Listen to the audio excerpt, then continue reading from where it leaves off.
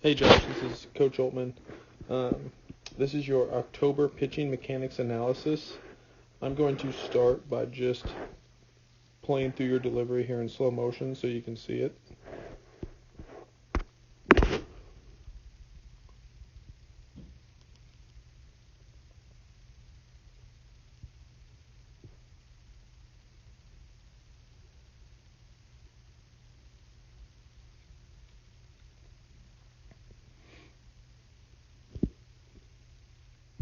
Okay, first thing, remember we break mechanics into 5 phases. Okay, we got hip load, hip lead, hip separation, release, and follow through. Okay, so as I bring you into hip load, first thing I notice, alright, the video on the left, look at your eyes compared to the video on the right. Okay, the video on your left, you're looking over here, alright. Also, look at where your hands are on the video to the left compared to the video to the right. Okay, it's really hard to be consistent when sometimes we're looking other places, sometimes we got our hands together, sometimes we don't. Alright, we have to be repeatable from the start, otherwise it's going to be really hard to be repeatable when it comes to throwing strikes. Alright, so that's one thing that we have to do a better job of, doing the same thing every single time. Alright, so as I go into hip lead, alright, I want to see that front leg go back towards the back shoulder. Now if you look, that's what you're doing, that's pretty good. Okay, however, I also want to see a slight elevation in that front hip compared to the back hip. Alright, so our hip should be the first things that move down the mound. Okay, if you look at yours, your leg kick, you go up, and then you go down, and then you go out. Okay, so this up, down, out is not a very efficient way to go about things. Alright, we want to go up, and then we want to go out and drive down the mound. Okay, so setting that hip where we get that front hip slightly elevated will help us drive down the mound laterally a little bit better, a little bit more efficiently. Okay, as we get past hip load, one thing I like to do is draw a line up your leg, up your post leg. Okay, now as we get our front leg out in front of our front shoulder, okay, this is what's known as hip lead. Okay, this can tell us a lot about how we're driving down the mound. Alright, look at where your knee goes. Okay, so when you go from hip load to hip lead,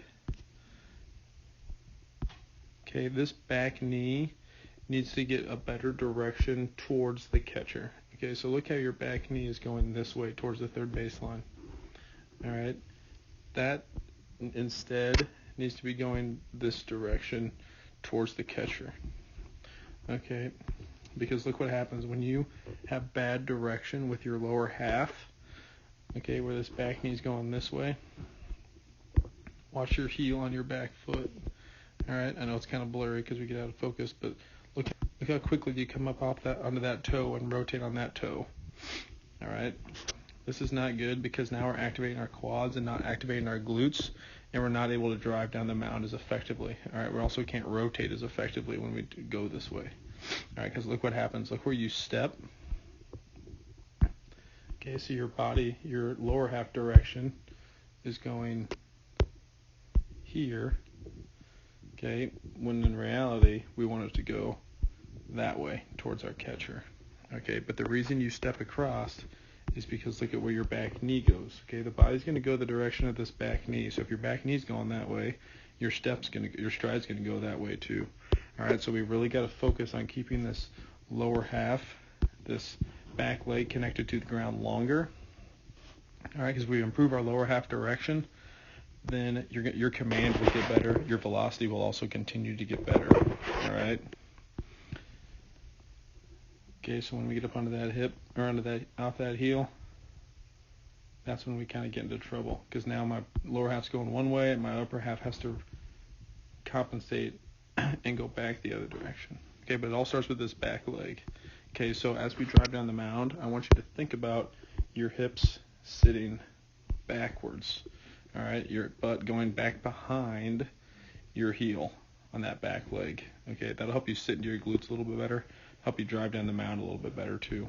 All right, really need you to check into those lateral drive drills. All right, those lateral drive drills are what you really need to focus on. All right, if you get those down and improve how you work with your lower half, you can make big strides as a pitcher with command, health, and velocity. All right. As we get in front foot strike, okay, we're here.